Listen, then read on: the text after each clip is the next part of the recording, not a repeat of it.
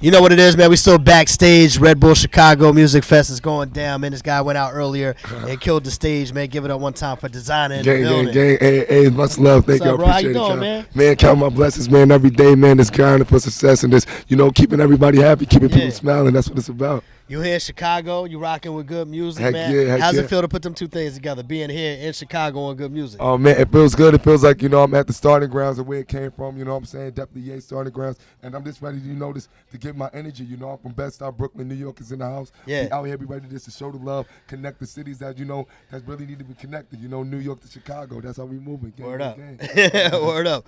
Yo, when you came on the scene, your impact was so big. Okay. Panda's such a big song. Thank you. You know what I mean? No question. So you deserve everything you got off that, number one, right? All day. Is it tough, though? Like, because when people come out, some people have the slow build, and then some people hit hard, and then, maybe you don't feel like it's pressure, maybe it is or not. Okay. Do you feel like it was pressure to kind of come behind such a big hit? Oh, nah, not at all. You know what I'm saying? Definitely, I keep my music definitely at a way that is different. I came out with a Panda, sold millions on it, came out with a Timmy Turner right after. So I just showed you guys straight up and went platinum on that. So it just showed you I'm different. I just come in different. I never try to, chase behind the same record. And I'm always just going to be coming with, different sounds. You know what I'm saying? And I can't wait for y'all to really just hear the new music that's about to release. When we going to hear that? Heck yeah. And I just played that Lil Pump out there, that overseas. Right. It jumped the crowd up. And just like, a couple more records is about to drop recently, real soon. Y'all gonna get real happy. How soon is real soon? Real soon, like not even no cap, like no fraud shit. Like it really gonna drop real soon. It's gonna be crazy, man. I'm going hard. We was going hard. It was just a lot of just business behind the business that had to be settled in.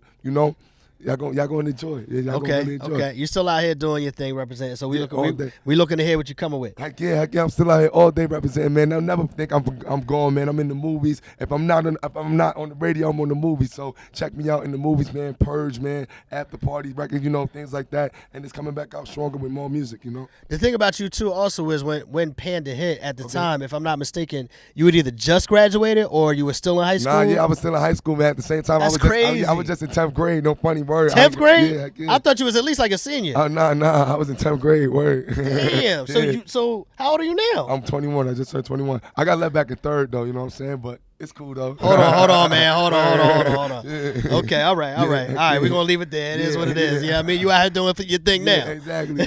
Word. You said Bed-Stuy, Brooklyn. Yes, Bed-Stuy, Brooklyn, man. The heart so of you Bed-Stuy, coming behind, legends like Big and Jay from your neighborhood. Word, definitely, man. Jay-Z was definitely, projects right down the block, Marcy Projects. I'm from Lawrence Armstrong, Lexington Tompkins, Biggie Smalls right there on Fulton and St. Mark's. That's like, like 15-minute, 10-minute walk from my crib or on the taxi cab, so that's right there you did. How do you feel about New York sound in today's climate for hip hop? You know what I mean?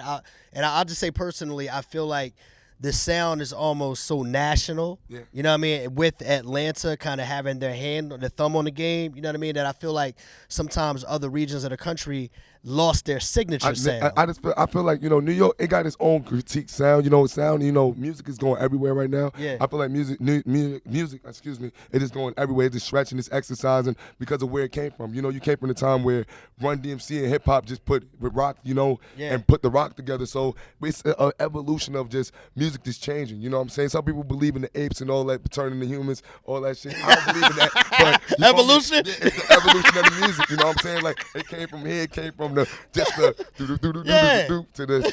the things like this, and just putting it together to a little Uzi, to a Desiigner, to a Kanye West, and it's like it's gonna get better and better, It's just like the generation of music. I respect how Atlanta's putting it down. I just feel like New York need to more likely come together, either than trying to be like who the best out there. You know what I'm saying? So everybody always talking about who the king of New York is. Yeah. So that's what kind of like separates New York. You know what I'm saying? It's just always that like. It's somebody trying to be the biggest hustler on the corner. You feel me? Either than everybody just trying to share it around and show that everybody could get it, so it could be stupid lit. You feel what I'm saying? So that's the situation that's going on in New York. I feel that's going on. Yeah. How? Let me ask you this, because I don't think I've ever. Maybe you spoke on other interviews, but I never heard it. Okay. How do you go from being a sophomore in high school to even Kanye West knowing who you are to get signed? I never heard that story. Well, yeah. It was it's crazy, man. You know what I'm saying? It's crazy. It's just like. I was just always seeing myself doing what I was doing. You feel me? I never never seen myself doing anything else, bro. Yeah. Like, I was in school for EMT. I was going to be an ambulance. Like, I know how to save you. Word. If you drop dead, right? You know CPR? Yeah. You got me? I got you. Word. Hell yeah. My nigga. Hell yeah. So I was going to, EMT school and everything. I was graduating for that. Thomas Jefferson High School. And now, it's just like, I just always wanted to just entertain. But I'm saying, how'd you catch his ear, though? Like, how did the music get to him? I always wanted to entertain. I always, just wanted to do what I did. So I just put the music out. You feel me? I just wanted to, like, spread my music. So what I thought was going through high school. It all started through me and the fellow high school guy, Lat Mercado, you know what I'm saying? Just meet my homie. And we just like kept building up from school. And he didn't know Kanye, but his homeboy knew somebody else that put my record in them on the radio. Like, it's a whole story. I might just do a movie on this shit. Real talk. Like, right. Yeah, so I just met somebody else that had the record, put it on the radio. Okay. It wound up going, my boy, Fresher, you probably know him. We had a record at the time. Okay. He was pushing his record, so I was a feature on it. And then he just pushed it. As that went, I just started getting my name around. People started really loving my voice.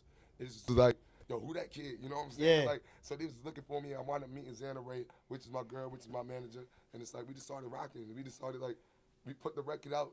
And it started, like, the world already knew what time it was. And then you got the call. Yeah, I already knew what time it was in the hood. The whole hood speaking about it. I had Brooklyn speaking about it. It's on Facebook at the time. Like, I ain't have an Instagram. I ain't know what you know. Yeah. It was just like everybody was just going to my hood, going crazy. The whole Brooklyn, everybody was just, ready to turn up. No doubt. All right, so let me switch gears a little bit, man. I heard that you had an unfortunate incident and you was calling for the boycott on an airline or something. What happened with that? Tell me what happened and tell me, what's going on with it.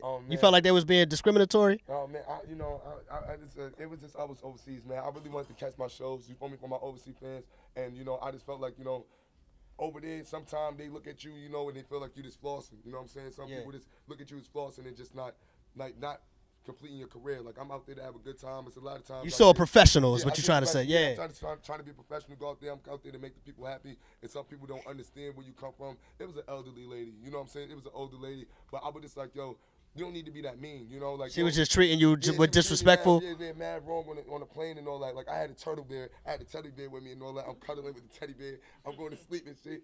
Yo, she comes to me and just grabs me up, like, bro, like, shakes me up, like, to get up on the plane. And then she telling me, like, open my window and shit. And I'm like, yo, like, Ma, like, chill, man. Like, you don't got to do all that. It was the way she did it, not what she did. Yeah, exactly. I feel that. Like, yo, this be easy and all that. So she went to go get somebody else in the front of the plane. Altercation. I started cutting their ass. I don't know if y'all know what cutting their ass. I ain't got a blade cutting their ass. Right. I started making jokes and shit. Right. You cracking on, you jonesing on them. Yeah, you can. Yeah, no doubt.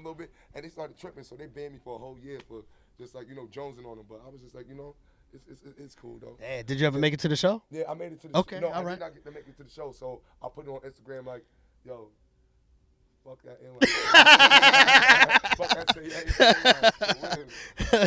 No question. Hey, yo, I appreciate the time with you, brother, man. You know what I'm saying? You got a good energy about you. We appreciate that. Yeah, so I'm going to leave you the last words for everybody watching right now, Chicago, worldwide, man. What you want to say to the people? Hey, I know what time this is. Your man Desiigner 2 hours. I'm ready to shut it down. New music coming soon. Stay tuned. Get.